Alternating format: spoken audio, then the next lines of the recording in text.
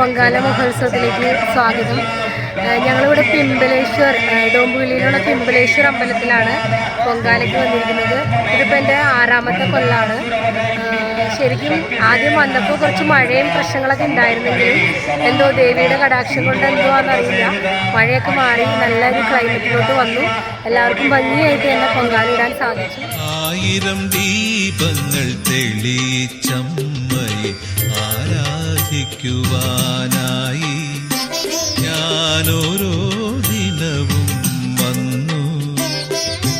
1000 ദീപങ്ങൾ തെളിച്ചമ്മയെ ആരാധിക്കുവാനായി ഞാനോരോ ദിനവും വന്നു.